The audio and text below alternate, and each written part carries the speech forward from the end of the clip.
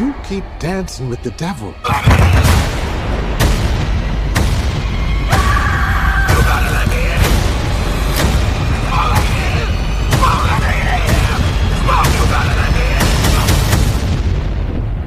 One day he's gonna follow you home. The duo are at it.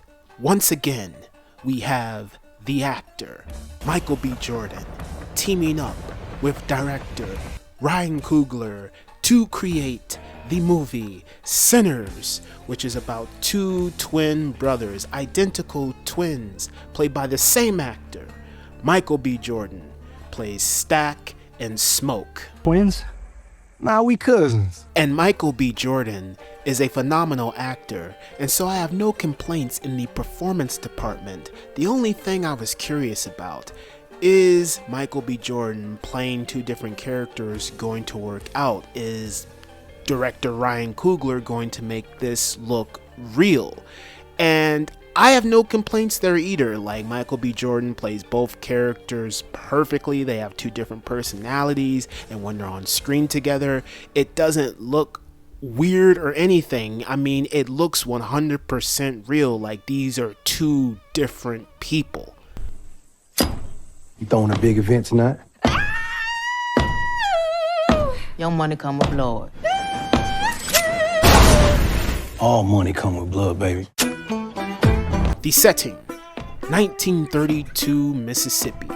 We meet Preacher Boy, Sammy, played by Miles Caton. And this is Miles Caton's feature film debut.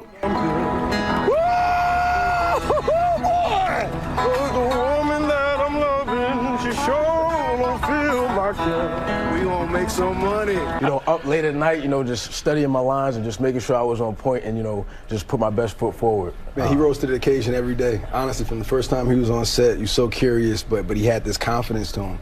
And as we went along the production, he just got better and better and better. And he evolved into the man he is today, man. And I'm so proud of him, man. He did a great job. I wouldn't have known this was his feature film debut because he plays this part beautifully. I ain't ever seen no demons. No ghosts. No magic. Just power. So I would say that this movie isn't just about Michael B. Jordan's characters, Stack and Smoke. This is also about Preacher Boy, played by Miles Caton. This is about all three of these characters. And if you think that you're going into this just to watch a straight up horror film, my friend, let me tell you, you are mistaken, because this movie is so much more than a horror film. We meet so many other characters in this film. Like, this movie does take a while to get going. I mean, at the beginning, it hooks you in with that horror, and it's like, what happened? And then you're like, okay, so we go on this journey, this adventure with Stack and Smoke and Preacher Boy and all of these other people that they round up because they're trying to create a juke joint. We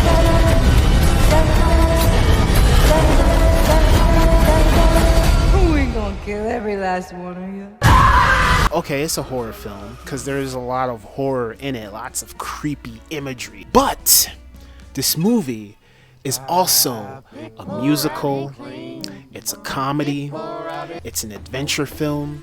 It's so many things wrapped up into one.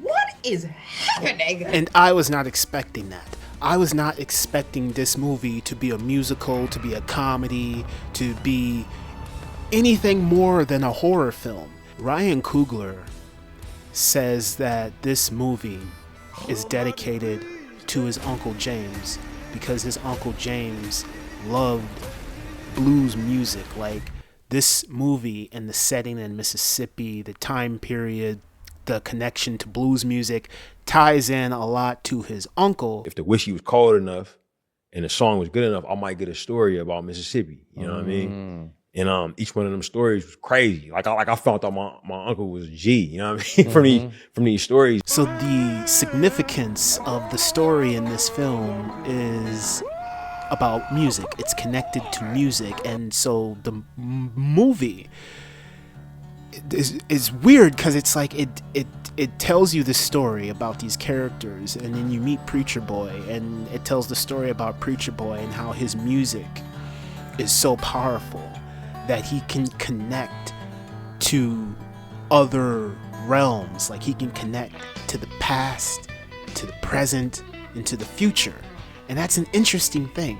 And it threw me off because I was not expecting it. But when the movie illustrates this about music and how powerful it is, it makes sense within the story, because it's like music is something that when you listen to it and you feel it, it ignites this fire in your soul, and it makes you want to dance. You feel that good emotion within you. I would find myself playing old blues records when I thought about my uncle, and I was listening to him with a different ear.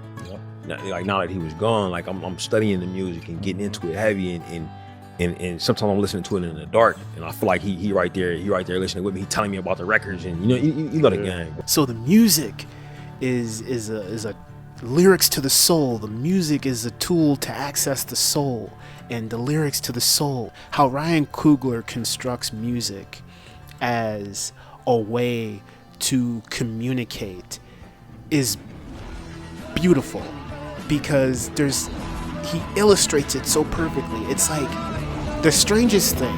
Studying the musician, you know what I'm saying, and the type of music that was coming out that my uncle listened to. You know, I interrogated it, you know what I'm saying? And that was really where the idea came from for the movie. It was all of those things. And coming off of spending so much time making 2 comic book movies and a boxing movie, and I wanted to make something original. I was really from my soul, and about what I'm interested in. It talks about the music and the connection to the soul, and how you can connect to the realms, and how music connects to different generations, and how it evolves, and all this kind of stuff. And I was just like so thrown off by that. Like, and then it turns into a musical, because then you got the vampires doing a music number, and I'm just like, what is this? Pick poor Robin clean. Pick poor Robin clean. I picked his head, I picked his feet. Here are vampires. Here's a dance number. Here's some horror. Here's this, here's that. Here's a drama story. Here's a love story. And I'm just like, what the hell is all of this? And when I thought about it, I was like, coming out of the theater, man, I don't know if I like that one. And I go home and I dream about it. You know what I'm saying? I wake up the next day and I'm thinking about it. And I'll sleep on it, wake up the next morning and say, man, I actually like that. That's my subconscious breaking it, breaking it down. You really have to marinate on it. You really have to think about it and dissect it. Even though I'm kind of wrestling with the decision of whether I like how all of this stuff was incorporated in here or not, I cannot deny the fact that how it was executed and how it was filmed and how it was choreographed and the music itself, how all of that stuff was beautiful. I think it's a good thing that the movie turned out to be something that I didn't expect, because when I walked into it, I was like, I'm expecting a solid horror film, and then it became so much more than that. And it's not what I wanted, but it's something that made me sit on it and think on it and really like dissect it and just really think about it. And I find that to be very fascinating. So if you want to see a horror film that is a musical, that is a comedy, that is a love story, that is a drama, that is like a movie that you need to think about and dissect and really study and all of these different things, then yes, by all means, go watch this. But if you are expecting just a straight up horror film, this ain't it. This ain't it at all. And I enjoyed it. I really enjoyed it. It's just a little frustrating for me, because it's just like, I really wanted just a straight up horror film, but I am glad that Ryan Coogler gave us something that we can truly study and dissect. That's all I have to say.